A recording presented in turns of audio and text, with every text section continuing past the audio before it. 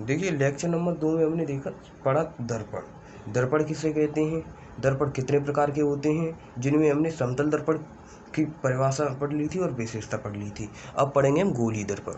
गोलीय दर्पण किसे कहते हैं, आइए जानते हैं गोलीय दर्पण। देखिए गोलीय दर्पण किसे कहते हैं। देखिए गोलीय दर्पण ऐसे दर्पण जिनका परावर्तक पृष्ठ गोलीय होता है उसे गोलीय दर्पण कहते हैं। गोलीय दर्पण किसी गोले का भाग होते हैं। और जैसे गोलीय दर्पण जैसे कोई ये पृष्ठ है, कोई गोला है, ये है कोई गोला, ठीक है, उनका परावर्तक पृष्ठ अभी तो ये आर पार है, तो इसका परावर्तक बनाने के लिए इसमें क्या करना पड़ेगा, इसमें पॉलिश लगानी पड़ेगी। एक तरफ किसी भी तरफ पॉलिश, बाहर तो हम पॉलिश लगा नहीं सकते क्योंकि फिर अंदर से प्रकाश थोड़ी नहीं आएगा, इसलिए हम अंदर इसमें पॉलिश करेंगे। ये अंदर पॉलिश कर दी इसके, तो ये कैसा बनेगा, परावर्तक पृष्ठ। अतः हम कह सकते हैं, देखिए ऐसे दर्पण जिनका परावर्तक पृष्ठ, ये परावर्तक पृष्ठ हो गया ना चिकनी साइड, परावर्तक पृष्ठ गोलीय होता है उसे गोलीय दर्पण कहते हैं। ये किसी गोले का ही भाग होते हैं, ये किसी गोले के ही भाग होते हैं, ठीक है। अब देखिए ये 2 प्रकार के होते हैं। गोलीय दर्पण कितने प्रकार के होते हैं, 2 प्रकार के। गोलीय दर्पण 2 प्रकार के होते हैं। ये 2 प्रकार के होते हैं।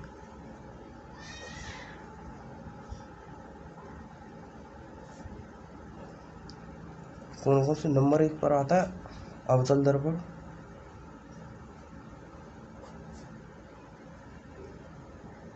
नंबर 2 पर उत्तल दर्पण।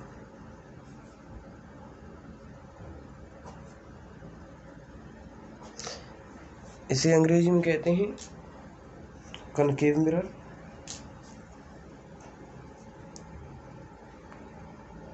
कनकेव मिरर,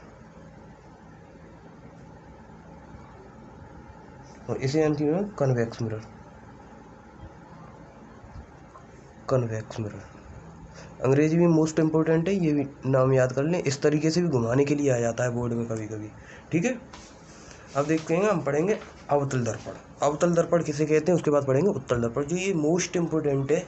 ये लेक्चर मोस्ट इम्पोर्टेंट चल रहा है गोलीय दर्पण, इसमें से न्यूमेरिकल बनते हैं। नंबर 1 पर आता है अवतल दर्पण। देखिए नंबर 1 पर आएगा अवतल दर्पण। ऐसे अवतल दर्पण किसे कहते हैं, अवतल दर्पण किसे कहते हैं। देखिए इसकी डेरिवेशन,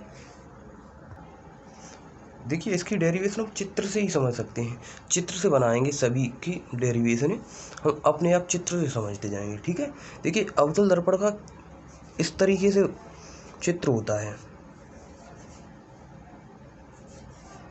इस तरीके से,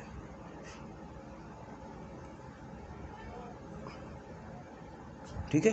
ये तो आपको पता ही है अवतल दर्पण के गोले के भाग होते हैं, तो जो ये गोली दर्पण इसी में से भाग काट लेते हैं, इतना भाग यहाँ से काट लेते हैं, ठीक है, एक भाग काट लिया।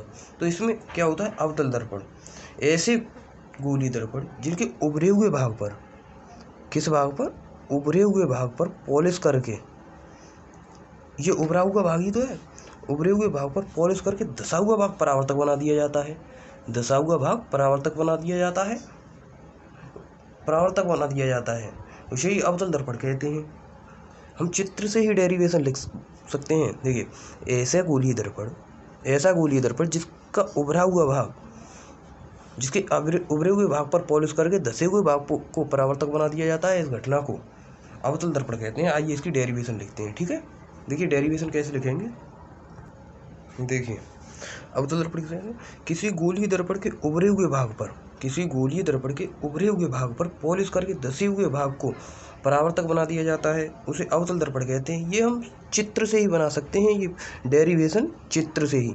यदि हमें चित्र आता है कि अवतल दर्पण किसे कहते हैं, अवतल दर्पण के उभरे हुए भाग पर पॉलिश होती है, धसे हुए भाग परावर्तक होता है, तो हम ऑटोमेटिक अपने दिमाग से बना देंगे कि ऐसे गोलीय दर्पण किसी गोली दर्पण या ऐसे गोली दर्पण किसी भी प्रकार से बन जाए, बस हमें चित्र सही से होना चाहिए। और यदि हम चित्र बना देंगे ना पेपर में तो वो यही देख के नंबर दे देगा। देखिए, किसी गोली दर्पण के उभरे हुए भाग पर पॉलिश करके धसे हुए भाग को परावर्तक बना दिया जाता है, उसे ही अवतल दर्पण कहते हैं। ठीक है, ये कौन सा दर्पण है? अवतल दर्पण। अवतल दर्पण, ये अवतल दर्पण है। अब बात करेंगे उत्तल दर्पण की। ठीक है, नंबर 2 पर कौन सा आएगा? उत्तल दर्पण। देखिए,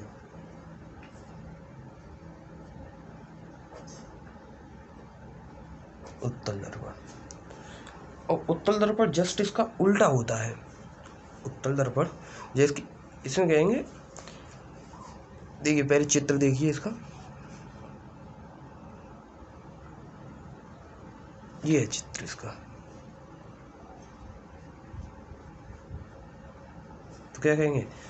ऐसे गोली दर्पण जिसके धसे हुए भाग पर पॉलिश करके उभरा हुआ भाग परावर्तक बना दिया जाता है, इस घटना को उत्तल दर्पण कहते हैं। सिंपल सी भाषा में हम लिख देंगे, बस चित्र हमारे दिमाग में भर जाए तो ऑटोमेटिक परिभाषा तो आ जाती है। तो उसकी डेरिवेशन कैसे लिखेंगे? देखिए, किसी गोली दर्पण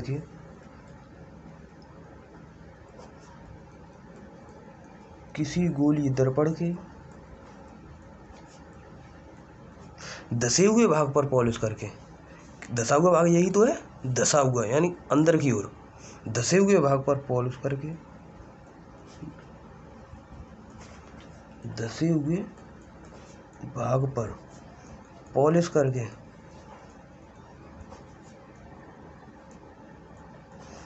उभरे हुए भाग को परावर्तक बना दिया जाता है।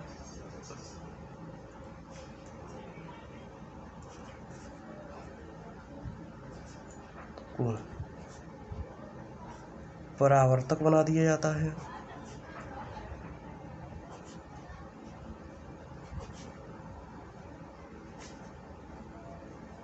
उसे उत्तल दर्पण कहते हैं। क्या कहते हैं? उसे उत्तल दर्पण कहते हैं।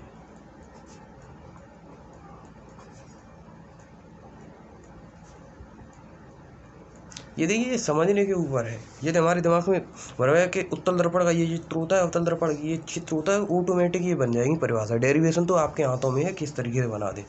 ठीक है, बस चित्र सही होना चाहिए बस।